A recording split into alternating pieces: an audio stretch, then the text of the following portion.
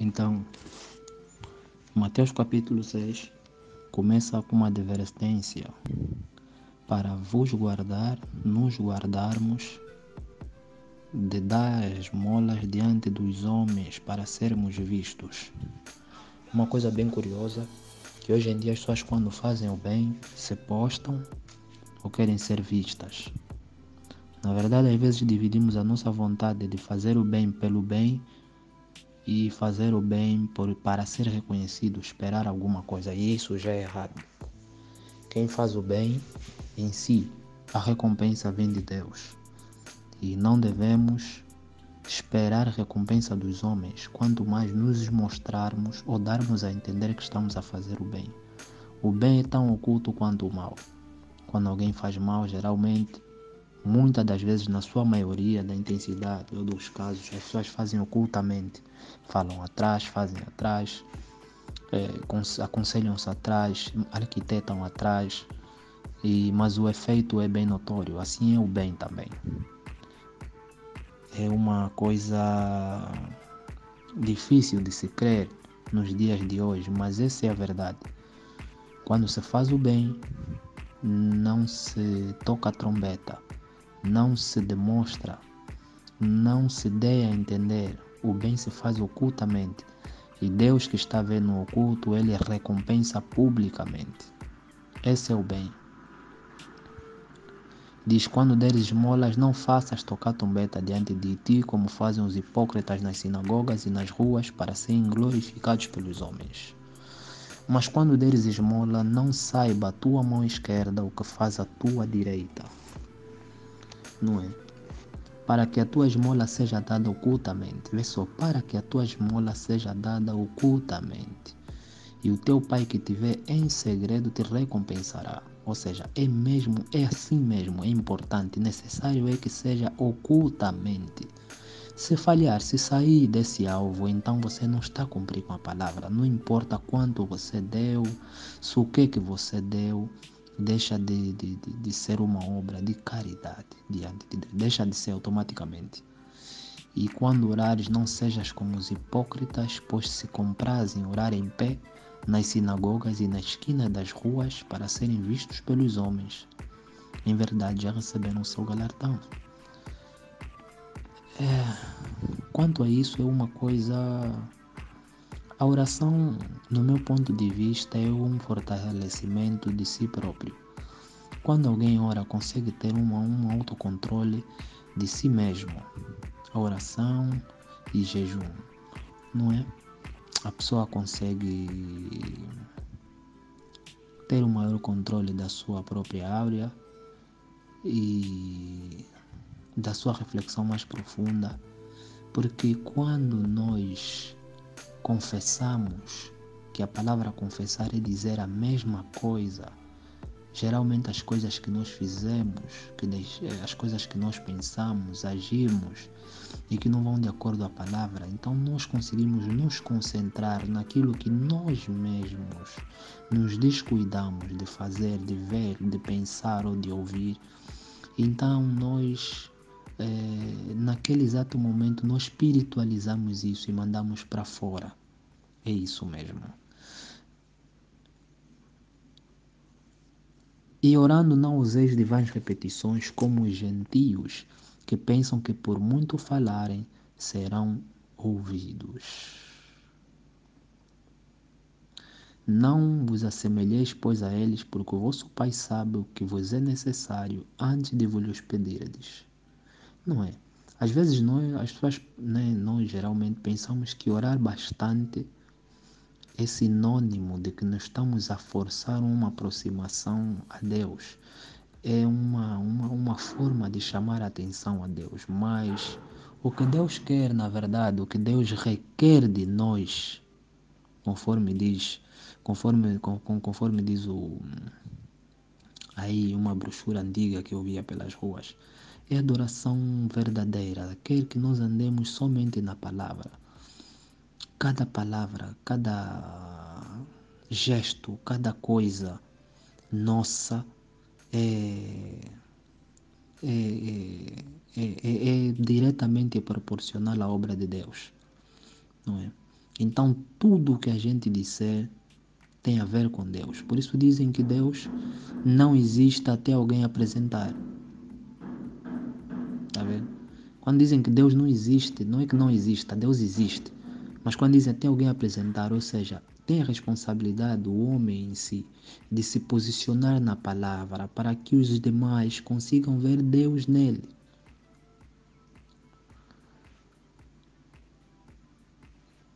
Porque se perdoardes aos homens as suas ofensas, também vosso Pai Celestial vos perdoará. Então, é necessário que nós perdoemos aos homens. Não é... Um dia vou falar só de perdão. Não é saudável, vou começar por essa parte, não é saudável mesmo que alguém guarde rancor de um certo alguém. Primeiro é que aquilo acaba te roendo em si. Nós, no nosso interior, as energias que nos circulam são as mesmas que atraem o universo para nós. Por exemplo, um ser humano que pretende ser próspero, não é? Em toda a sua essência, é necessário que essa pessoa esvazie-se dos traumas passados, esvazie-se de tudo que não presta, esvazie-se dos maus pensamentos, esvazie-se do complexo de inferioridade, esvazie-se também do complexo de superioridade. Esvazie-se, é necessário que se esvazie. Não é? Tem pessoas que têm aquele trauma no passado.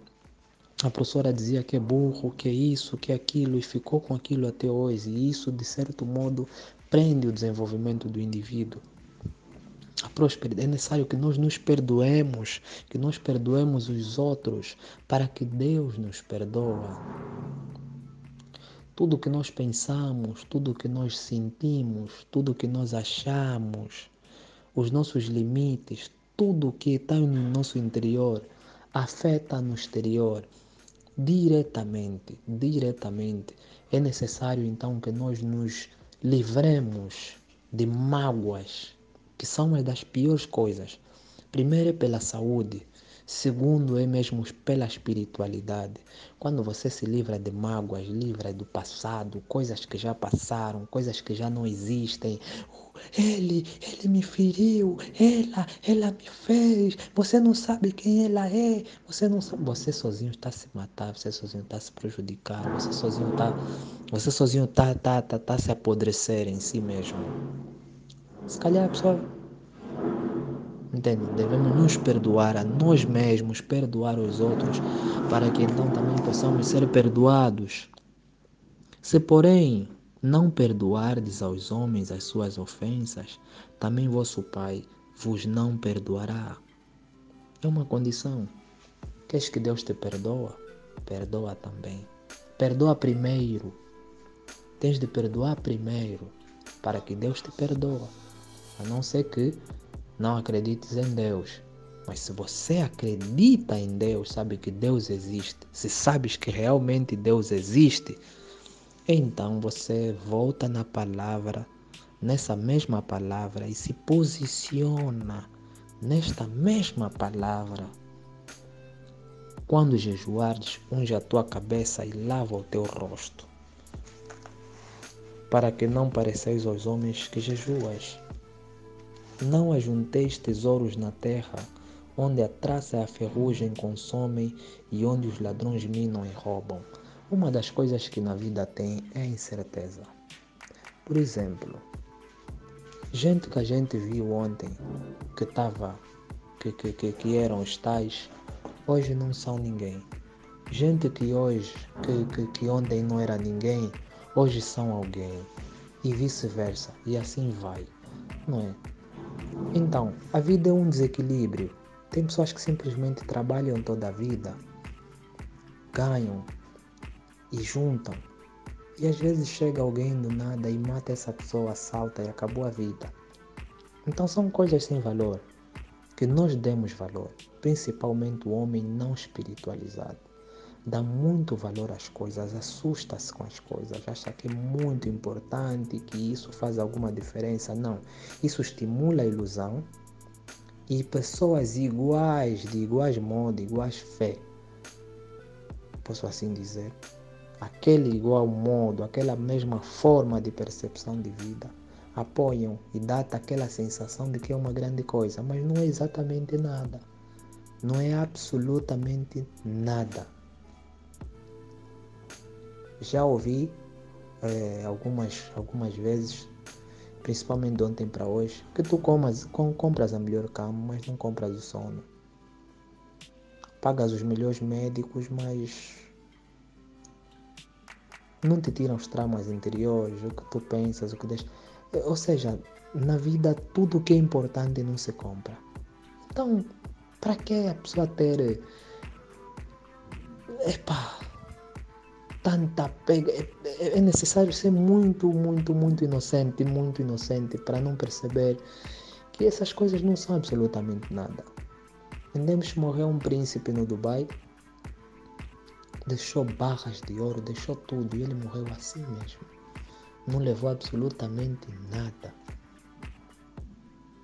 E se calhar quem vai gerir aquilo é alguém que nem entende de gerência, vai desperdiçar e vai para aí. Acabou.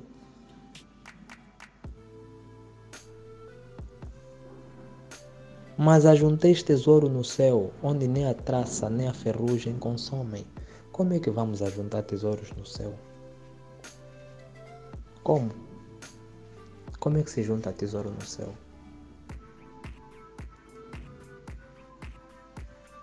Como? Como? Através de virtude. Jesus Cristo, quando estava a andar, havia uma mulher que tocou e dele saiu virtude. Saiu porque tinha essa virtude do Espírito de Deus em si. É tesouro no céu, é valioso. Isso só é possível vivendo a palavra de Deus dia após dia. Morrer para esse mundo. E você vai juntando o teu tesouro no céu. É isso. Resumidamente é isso. Porque onde tiver o vosso tesouro, aí estará também o vosso coração. É verdade. Já deu conta que muita gente, hoje em dia, nos dias de hoje, aonde ajuntam as coisas, onde ajuntam o seu dinheiro, enfim, geralmente está o coração dele aí. Está o coração todo aí. Destroem famílias e fazem guerras. Todas as guerras que se passaram no mundo foi por causa de dinheiro. Todas as guerras. Todas. Não há uma guerra sequer que foi somente por desentendimento, capricho político. Não, por trás era mesmo negócio. As armas geram muito dinheiro. Muito dinheiro mesmo. Então são pessoas a se matarem, que não sabem o motivo, por pessoas que fingem se odiar e que não se encostam nem para se dar uma chapada um ao outro. E estão lá nos campos, às vezes, a darem-se tiro, a matarem, a morrerem. E esse negócio de armas dá muito dinheiro.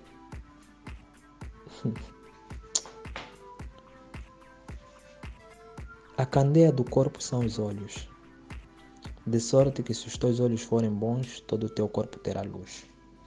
Não é? Aqui essa parte é muito boa. Se os teus olhos forem bons, todo o corpo será luz.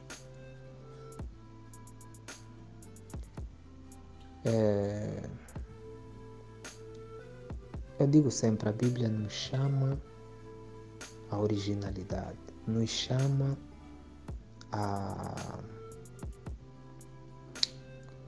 como posso dizer, nos chama há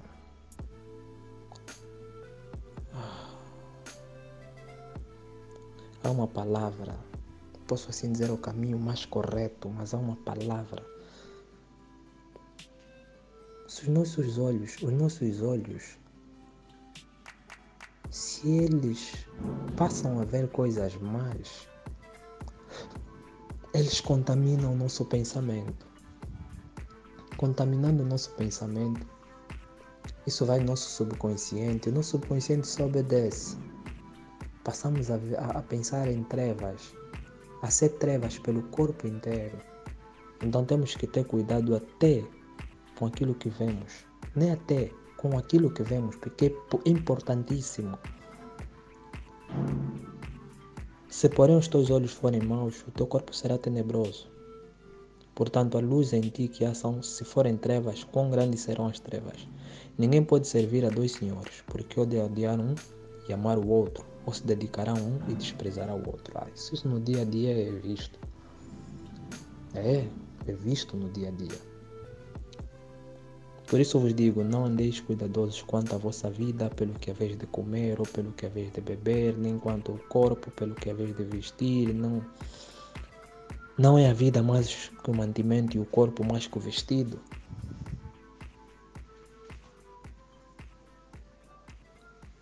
Havia uma pergunta que dizia: por que é que os homens estão tão apressados na terra? Será que não há um Deus que lhes cuida? Na verdade, o homem que vive do pecado, que vive no pecado, que vive segundo as ordens desse mundo, é um homem são muito preocupados. O homem é muito... Porque ele não tem um Deus que lhe cuida. Ele não tem um Deus que lhe cuida, ele não tem essa fé. Ele pode até dizer que tem a fé, mas não tem a fé. Sai de boca para fora e não tem essa fé. É o motivo pela qual as pessoas se matam. Porque me tirou isso, me tirou aquilo. Eu sem isso não vou viver, vou lhe perseguir, vou lhe matar. Entendeu? Porque ele não tem noção de que há um Deus no céu que lhe veste, que lhe cuida, que antes dele nascer ele conhecia, é só ele andar naquele caminho que nada lhe faltará, não precisa ele se preocupar. Não, ele não tem noção disso. Não tem. Pode até falar de boca para fora. Não, realmente eu acredito em Deus, mas não acredita em Deus. Não. Aqui chama atenção.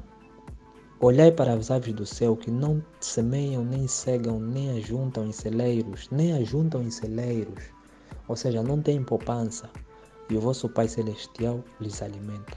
Não tendes vós muito mais valor do que elas? Homens de pouca fé. E qual de vós poderá com todos os seus cuidados acrescentar um côvado da sua estatura? E quanto ao vestuário, porque andais solícitos, olhai para os lírios do campo, como elas crescem, não trabalham, nem fiam. E eu vos digo que nem mesmo Salomão em toda a sua glória se vestiu como qualquer uma delas. Isso é um grande exemplo. Conforme diz Branham, o reverendo lírio. O lírio o lírio nasce no lugar mais terrível. Aí na lama, ela luta para subsair. Ela luta. Quando ela chega à superfície, ela vai lutando, vai crescendo, depois abre e ganha um brilho terrível. Isso é uma lição de vida para muita gente sobre o lírio. Um dia desses eu vou falar disso. Pois se Deus veste a erva do campo, que hoje existe, e amanhã é lançada no forno, não vos vestirá muito mais a vós, homens de pouca fé. Não andeis, pois, inquietos, dizendo que comeremos ou que beberemos, ou com que nos vestiremos. Porque todas estas coisas os gentios procuram. De certo, o vosso Pai Celestial bem sabe o que necessitais todas essas coisas. Agora diz: buscai primeiro o reino de Deus e toda a sua justiça. E todas essas coisas vos serão acrescentadas. Primeiro o reino dos céus e a sua justiça. O que é a sua justiça? É andar segundo a palavra, seja justo, seja íntegro, seja verdadeiro, seja um adorador em espírito e em verdade. Existe adoração em espírito, mas em verdade é outra coisa. Aqueles que estão em Cristo estão em espírito, em Cristo, não na igreja, nas denominações ou na tua igreja, não, em Cristo. Em espírito e em verdade. Quem anda em espírito e em verdade, Deus acrescenta todas essas coisas. Todas essas coisas. Até porque o mundo foi feito por Deus e tudo que está no mundo nos pertence. Tudo, todo homem no mundo, todo homem. Eu já disse isso e repito, todo homem e mulher no mundo nasceu rico, riquíssimo. Só basta aceitar que é rico. Aceitar de todo o coração, sem dúvida no coração, para receber o que já tem. De acordo com a tua fé, todo mundo é rico, todo mundo é rico. Todo mundo já nasceu com a salvação aí de lado, é só aceitar Jesus Cristo. Não precisa seguir aquele, ficar aí a penar, a subir montanhas, e não precisa. Todo mundo, todo mundo. Não vos inquieteis, pois, pelo dia de amanhã, porque o dia de amanhã cuidará de si mesmo. Basta a cada dia o seu mal.